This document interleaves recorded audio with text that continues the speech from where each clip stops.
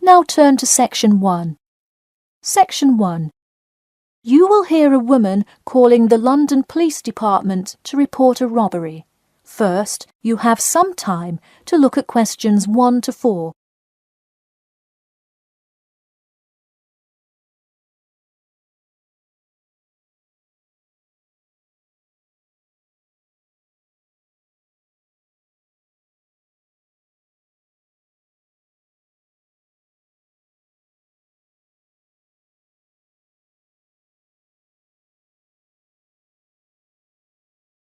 You will see that there is an example which has been done for you. On this occasion only, the conversation relating to this will be played first. Hello, London Police Department. Yes, I would like to report a robbery.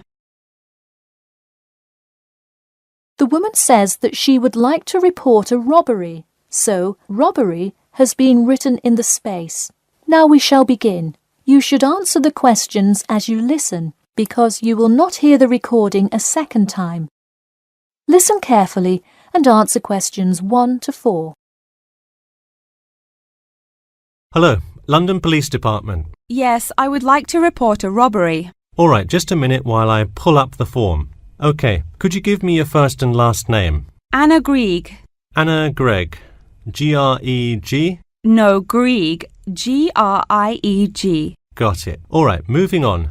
Gender, female. Date of birth? 15th of March, 1980. All right, thanks. Just a few more personal information questions, and then we can address your claim. All right. What's the address? 4 Ellendale Street.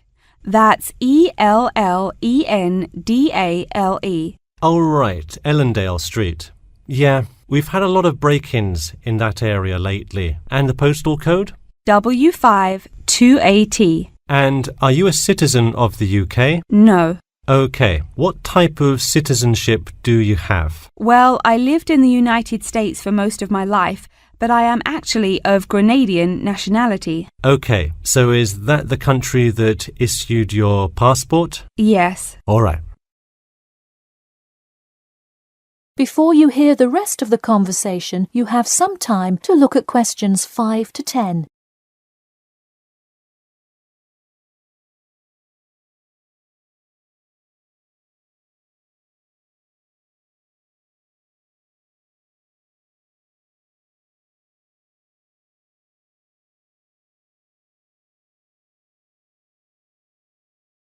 Now listen and answer questions 5 to 10. And what is the crime you're reporting? I already said a robbery. Oh, right. Sorry. This is about the 100th robbery report I've filled out today. Have you had any prior break-ins? In the building or just my flat? The unit below mine got broken into last year. No. Just your flat. Oh, then no, not here. All right. Let's see here. Can you think of anything that was out of the ordinary around your building, or anyone who may have had reason to do this? No, it seemed like just a normal evening. I didn't see anyone suspicious and can't think of anyone that would target me specifically. How long has this been your place of residence? Let me think. I moved in on February 1st and it's October, so it's been about 8 months already. Wow, time flies. And that is just for Ellendale, yeah? Yes, I have lived in the UK for just over 1 year. I see. Can you give me the first and last names of all members of the household? Actually, I live alone. OK, so no other occupants. And can you give me a brief account of what happened? I left to go to a dinner party at 6 p.m. and when I returned at 11, I found the place ransacked and a lot of my things gone. Any sign of forced entry? Yes, the back door was wide open and it looked like someone used a crowbar to force it open. I see. And just to be clear, was the door locked when you left? Of course. Hey, you would be surprised how many reports we get where people have failed to lock their doors. Now, I need you to list any missing items valued above £200. So far, I'm missing my computer, my purse with my wallet in it, and the TV. OK, let's start with the computer. What is the estimated value? £500. And what is the serial number? G41687770. Thank you. And a visual description? It is a black 13-inch PEMDAS cloud book. There is an Oxford sticker on the lid. Okay, and could you give me a description of the purse? Sure, it's a Claude Frieda shoulder bag and the material is silver-coloured cloth. Price? £300. Okay, that concludes my report. I'll submit it and we'll let you know of any developments. That is the end of section 1. You now have half a minute to check your answers.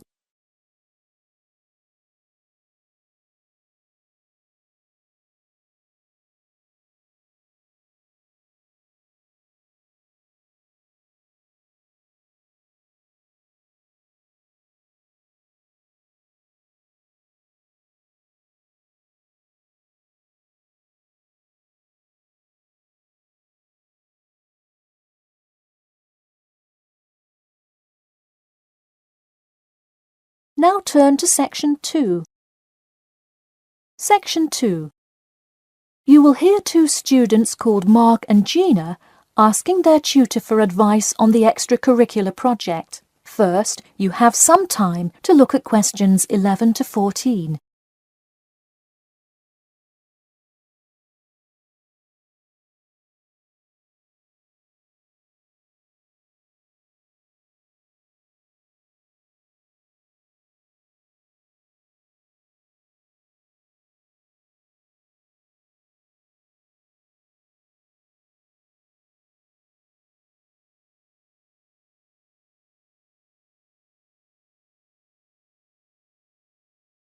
Now listen carefully and answer questions 11 to 14. Hi Mark. Hi Gina. What can I help you with? So we were hoping you could help us with this extracurricular project. Sure. What is the topic? Attending business school. This sounds like a great idea. So you're going to explain the requirements for getting into business school? Not exactly. It will be more broadly about the experience, the academics, accommodation, and social experience that comes with being part of the business school. I see. So would your audience be the general public? Well, we would probably want more to focus on members of the institution. We would especially like to reach individual applicants to the business school. I see. Now, what form will this information be? You could give a talk to all the summer courses. All you'd need is permission from the course director. Or you could pass out information outside the student union. Those are both good ideas. What about sending out pamphlets in the mail? Most college students never check their mail. Maybe you could make a video and show it on campus. That's a great idea. We'll do the video. Great. And as members of the business school, do you have an incentive to attract new students? If so, this idea is a great way to do that. No, the idea actually came about because of how much students like us worry about their studies. Yeah, when I got into business school, there were a lot of things I had not prepared for, so the video would cover a lot of things Mark and I wish we had known upon entering business school. Right.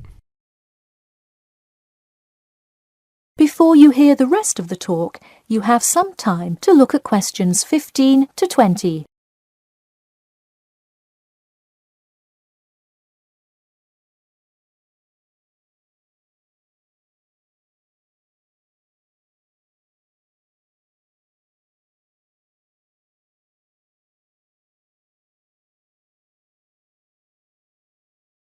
Now listen and answer questions 15 to 20.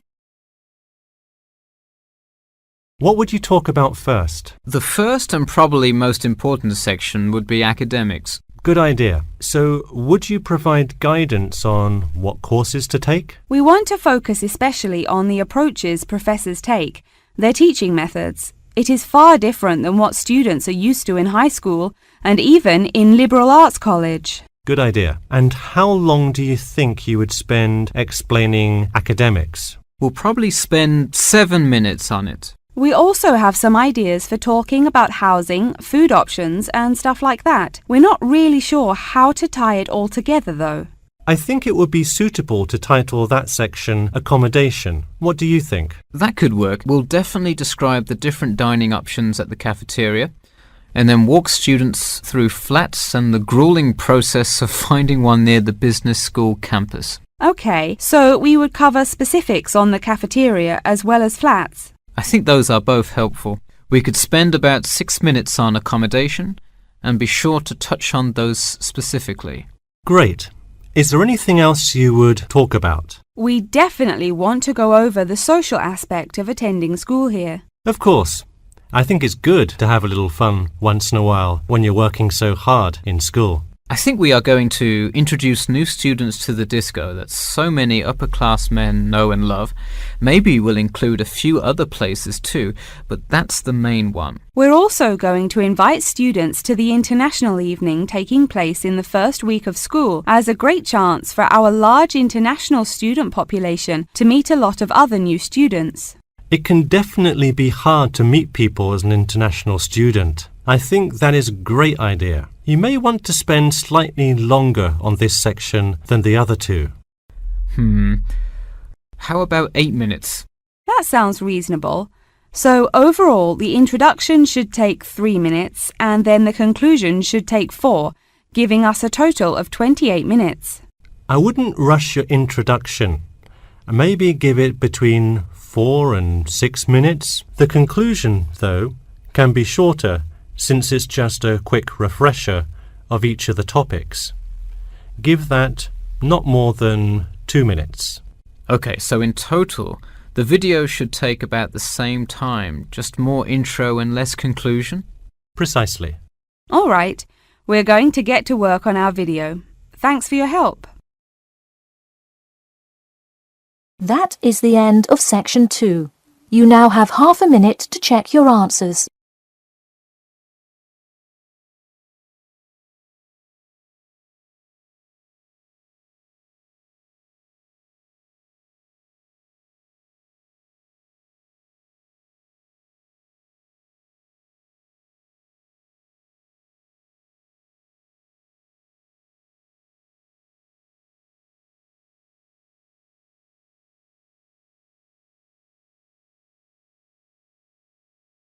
Now turn to section 3.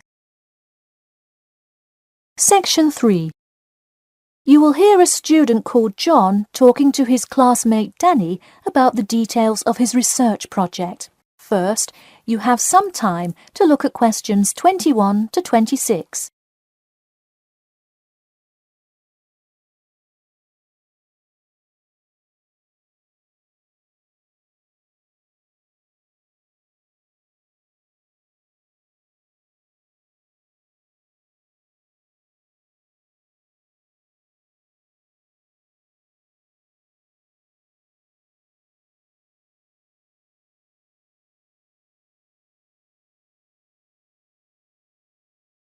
Now, listen carefully and answer questions 21 to 26. So, tell me about your research project, John. I created a questionnaire for the study to determine people's opinions of the relative feasibility of earning a living in Brisbane. Oh, cool. How is it scored? Are they all multiple choice questions? Well, the questions consist primarily of yes or no responses. There are 2 free response questions at the end. Participants will use a computer to fill in their answers. That way, it is really easy to analyze the data afterward. Great. It sounds like you have a pretty solid idea of what you should do. Just don't forget to submit a copy of your plans to Professor Curran by the 15th. Oh, I almost forgot. You don't do it for the high grade or a praise, but he can review and give you feedback. Right, that will be helpful. He has been conducting studies like this for 30 years now. Yep. Oh, and I'm curious. Are you going to be in the room giving subjects directions for the questionnaire? Well, I think the instructions will be provided by another representative who will not be analysing the data. I want them to feel they can answer and be completely anonymous, so I will not be in the room. Anonymity is really important for this study. I agree. Good idea. You should tell the representative to remind subjects to fully consider both sides of each issue. Sometimes it's really easy to immediately check yes or no without stopping to think about it completely. That's so true. It's like a race to finish the questionnaire first or something. I'll make sure to include that in the instructions. This report has to be perfect. Wow, what's the big deal? I know it's part of your grades and all. Well, it's that, but also a well-executed study could grab the attention of faculty in the department, which would be a huge deal. So, for attention? No, silly. I mean, I could really gain the respect of professors who may later take me on as a graduate student in their labs. Oh, I see. Before you hear the rest of the talk, you have some time to look at questions 27 to 30.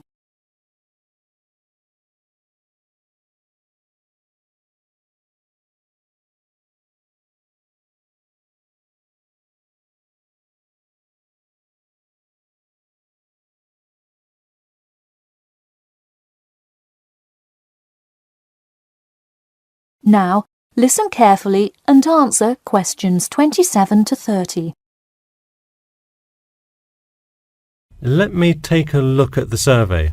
Wow, this looks great. The map of the median income by region is a great tool. Where did you find it? Oh, thanks. I read a lot of sources and just noticed this one in a small psychology journal called Modern Psychology. It's more helpful than the photo I added, but I think the photo is just so interesting. It was in the newspaper last year during that huge wage strike. It's great.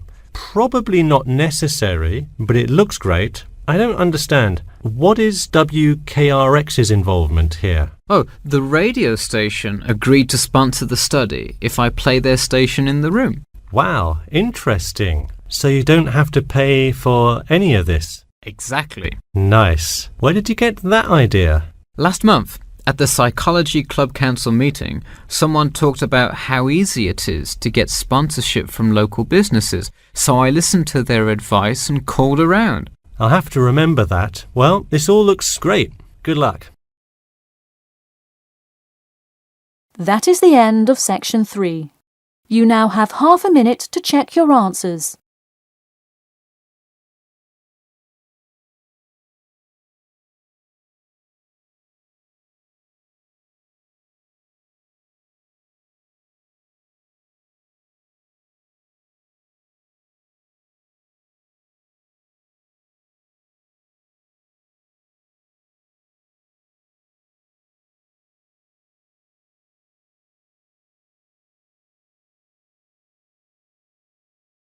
Now turn to section 4. Section 4. You will hear the beginning of a lecture about the Pleasanton Town Market. First, you have some time to look at questions 31 to 40.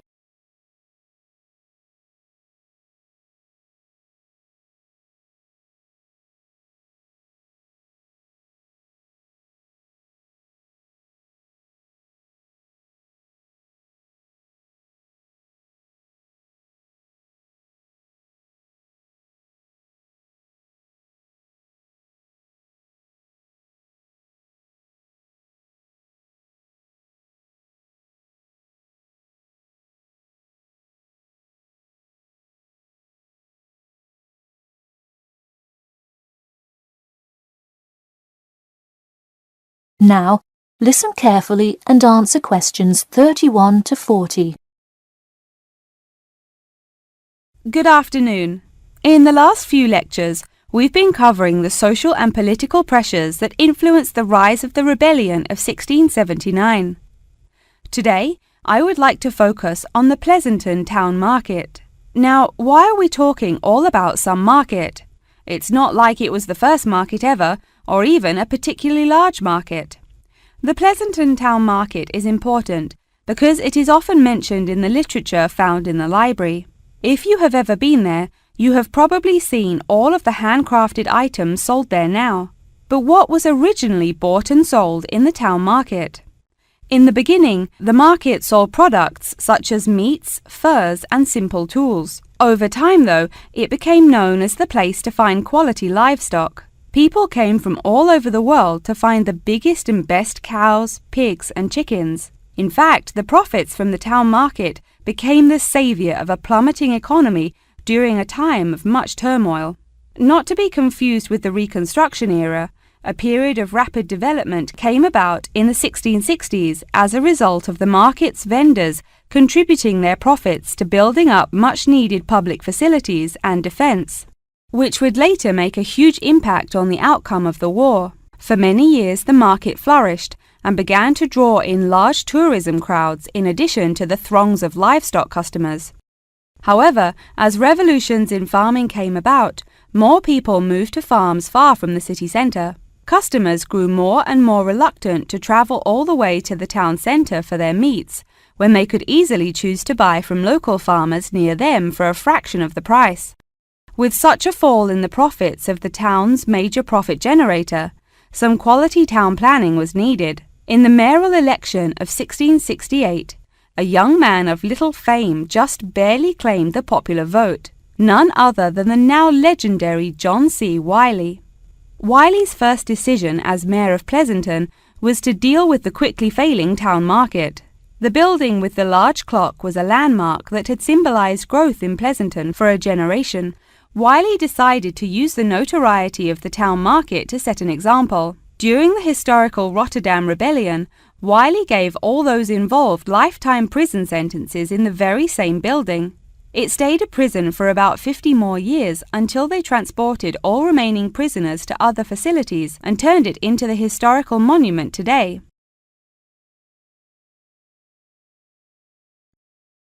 Now that you know the basics of the history of the Pleasanton Town Market, I will introduce your next group project.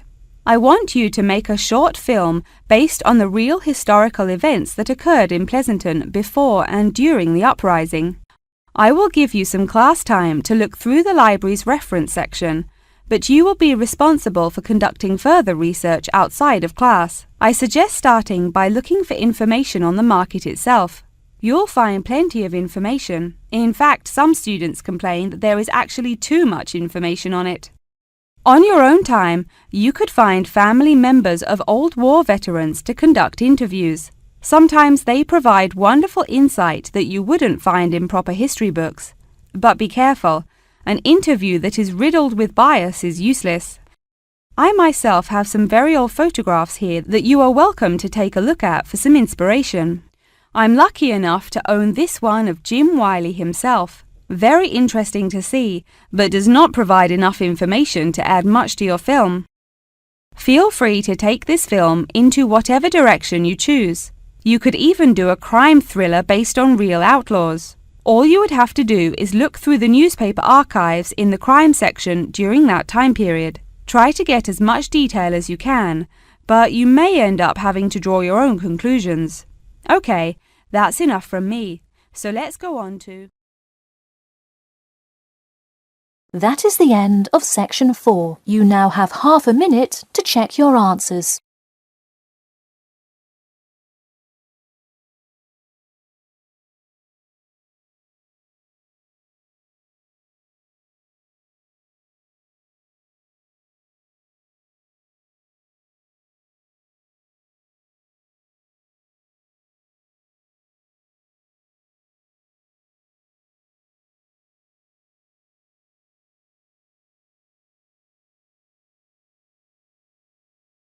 That is the end of the listening test. In the IELTS test, you will now have 10 minutes to transfer your answers to an answer sheet.